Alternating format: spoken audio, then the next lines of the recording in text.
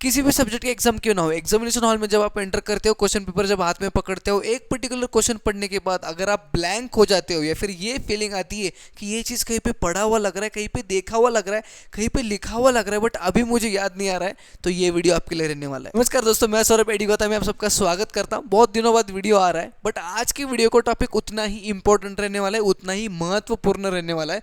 आज का डिस्कशन होने वाला है on the topic that is revision. Importance of revision में आपको बताऊंगा और रिवीजन करने का एकदम सही, बढ़िया और इम्पैक्टफुल तरीका बताने वाला हूँ। और ये तरीका सारे बच्चों के लिए नहीं रहने वाला है, बस उन्हीं बच्चों के लिए रहने वाला है जो अपने लिमिट्स को तोड़ के कुछ बड़ा अचीव करना चाहते हैं क्लास 10 के बोर्ड्स में। ठीक है, तो वीडियो को लास्ट तक जरूर देखिएगा। तो चलिए शुरू करते हैं। सबसे पहले तो अगर हम लोग बात करें वो प्रॉब्लम जो मैंने वीडियो की शुरुआत में आपको बताया था, एग्जामिनेशन हॉल में जाते हो, एक क्वेश्चन पढ़ने के बाद आप ब्लैंक हो जाते हो या फिर लगता है ये कहीं पे देखा है, कहीं पे पढ़ा है, कहीं पे लिखा है, बट अभी मुझे याद नहीं आ रहा है। तो ये जो प्रॉब्लम है उस एग्जामिनेशन हॉल में बैठे हुए 85 to 90% ऑफ द स्टूडेंट्स के साथ होता ही होता है।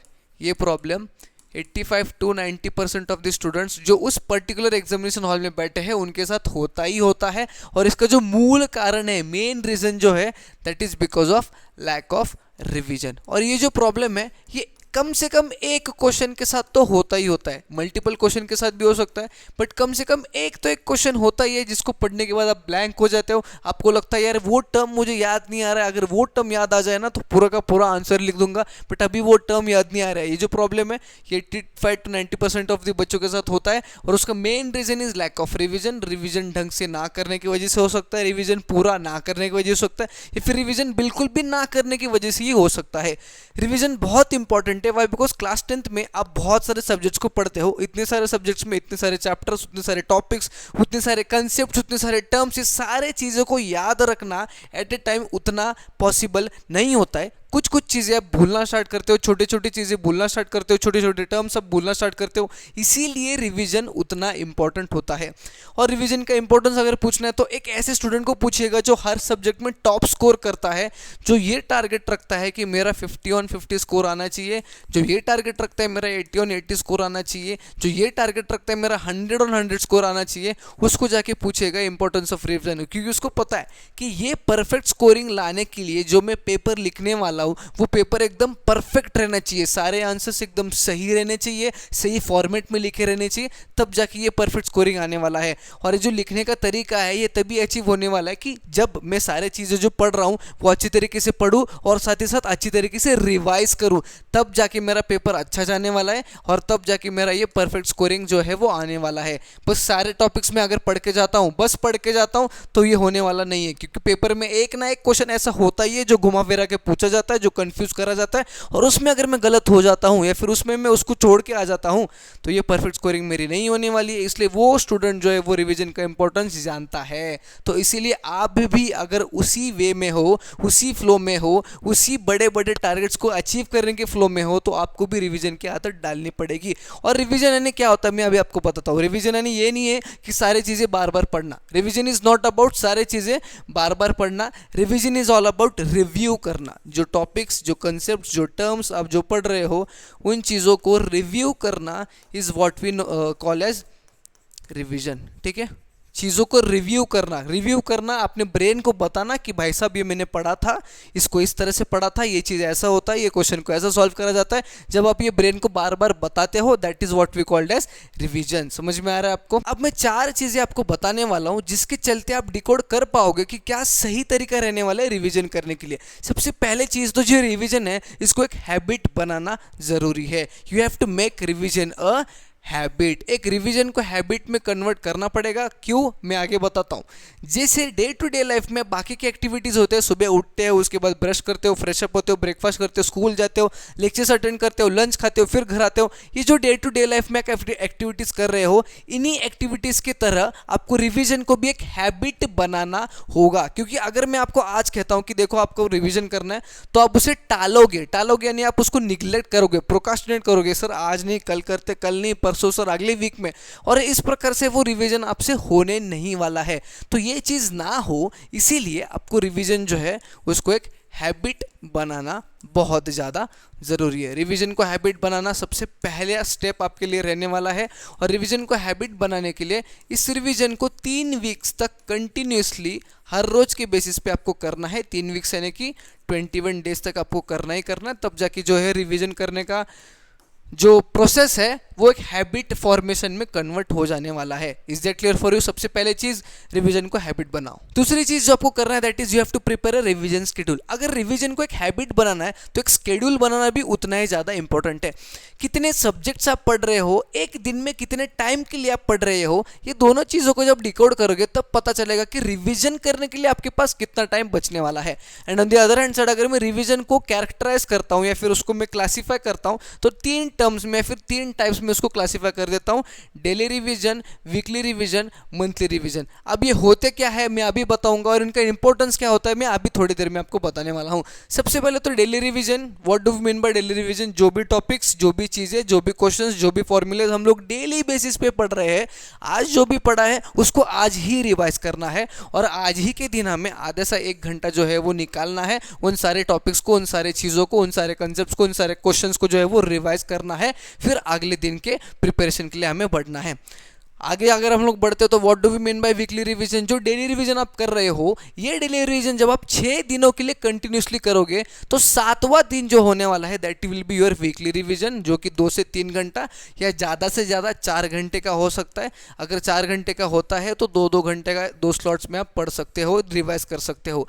वीकली रिवीजन 2 घंटे का 1 स्लॉट, 2 घंटे का 1 स्लॉट संडे के दिन आप रख सकते हो। क्यों रखना है? वाई? बिकॉज जो वीक में आप पढ़ रहे थे, वीक डेज में जितने भी टॉपिक्स, जितने भी सब्जेक्ट, जितने भी कंसेप्ट आपने पढ़े हैं, उनको एक बार वीकेंड में आपको याद दिलाना जरूरी है कि मैंने क्या क्या चीज़ें पढ़ी है। आपके ब्रेन को आपको याद दिलाना जरूरी है कि कौन कौन से टर्म्स, कौन कौन से कंसेप्ट, कौन कौन से क्वेश्चंस, कौन कौन से फॉर्मूलेज मैंने पढ़े हैं एक वीक के थ्रू।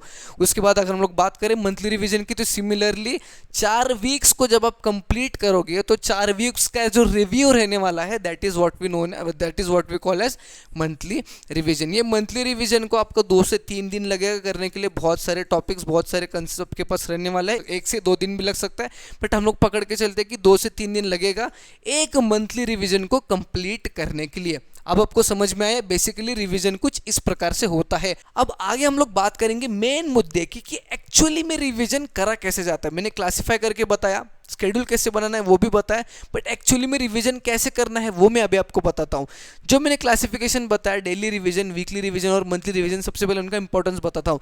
अगर मैं बात करता हूँ सबसे पहले डेली रिवीजन का, तो जो भी टॉपिक्स आप हर रोज पढ़ रहे हो, ये मैं मान के चलता हूँ कि आप बहुत सिंसियरली हर रोज की सेल्फ स्टडी करते हो 2 से 3 घंटे का, बट आज जो अपने साइंस के 2-3 टर्म्स, 2-3 कंसेप्ट्स पढ़े, उन 2-3 कंसेप्ट्स में बहुत छोटे छोटे टर्म्स होते हैं जिन्हें याद रखना, मेमोराइज करना बहुत जरूरी होता है।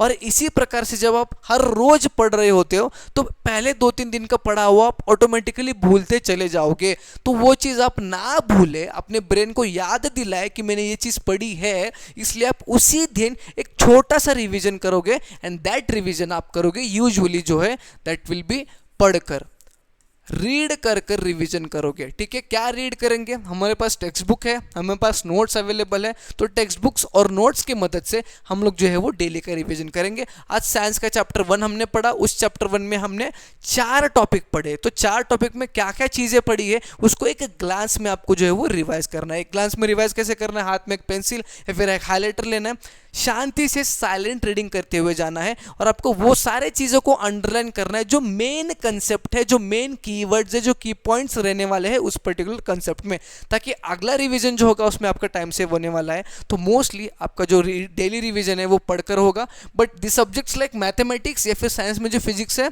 उसमें पढ़ के रिवीजन नहीं होगा, उसमें कुछ चीजें आपको प्रैक्टिस करनी पड़ेगी। फॉर्मूलाज पढ़ के होगा नहीं, उनको इम्प्लाई करना पड़ेगा, उनमें वैल्यूज डाल के चेक करना पड़ेगा कि किस तरह से सॉल्व करना है। मैथमेटिक्स के प्रॉब्लम्स को 2-3 प्रॉब्लम्स को सॉल्व करके देखना पड़ेगा कि ये स्टेप्स है, इन स्टेप्स में हमें क्वेश्चंस को सॉल्व करना है। Is that clear for you? अब अगर हम लोग बढ़ते हैं वीकली रिवीजन की तरफ, तो हम लोग क्या एक्सपेक्ट कर सकते हैं कि वीकली रिवीजन किस तरह से करना है और क्यों करना है। सबसे पहले तो एक वीक में ये मान के चलता हूँ कि आप एक वीक में जो है वो 2 से 3 सब्जेक्ट तो आराम से पढ़ लोगे और 2 से 3 चैप्टर तो आराम से कंप्लीट कर लोगे। इससे ज़्यादा भी आप कर सकते हो। जब 3 या 3 से ज़्यादा चैप्टर 2 से 3 सब्जेक्ट्स के आप कंप्लीट कर रहे हो एक वीक में, तो वीक एंड में आपको ये पूछना है अपने आप को कि जो पहले दिन मैंने पढ़ा था, क्या उस पहले दिन में जो पढ़ा था सारा का सारा सब कुछ मुझे याद है यानी कि मुझे क्या पता है, क्या मैंने पढ़ा है, क्या मैंने नहीं पढ़ा है। अगर आपका आंसर नो आता है तो वीकली रिवीजन आपका बहुत ज़्यादा ज़रूरी है। और मोस्टली स्टूडेंट्स का आंसर नो ही आने वाला है, क्योंकि आप जिस फ्लो में पढ़ रहे हो ना, जितने जल्दी जल्दी आप पढ़ रहे हो, बोर्ड एग्जाम्स बहुत करीब आने वाली, 2 से 3 महीने में आपके बोर्ड एग्जाम्स है, तो जितने जल्दी जल्दी आप पढ़ रहे हो ना, उतने जल्दी जल्दी पढ़ते समय आप पहले के कुछ चीज़ें भूलते चले जाओगे। इसीलिए वीकली रिवीजन उतना ही इंपॉर्टेंट है। और ये वीकली रिवीजन आपको लिख कर करना है, राइट कर कर करना है। किस प्रकार से लिखना है, क्या क्या लिखना है, वो भी मैं आपको शॉर्ट में बताता हूँ। तो बेसिकली जो लिख कर रिवीजन करने वाले हैं वीकली रिवीजन, उस चीज़ में आपको क्या करना है, जो भी कंसेप्ट आपने पढ़े हैं उनमें से जो इंपॉर्टेंट कंसेप्ट है, जो मोस्टली पूछे जाने वाले जो कंसेप्ट है, उन कंसेप्ट के समरीज को आपको लिखना है अपने ओन वर्ड्स में with the help of keywords.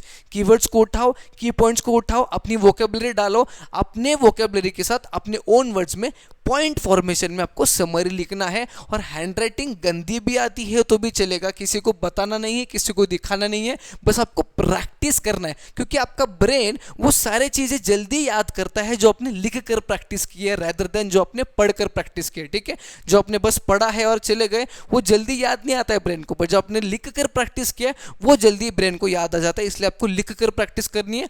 Handwriting आप कॉम्प्रोमाइज कर सकते हो, छोटे छोटे पॉइंट्स में आप लिख सकते हो, पूरा पूरा बड़ा बड़ा लिखने की जरूरत नहीं। आपको समझ में ऐसा भी लिखोगे तो भी चलेगा, बट लिख कर प्रैक्टिस करनी है।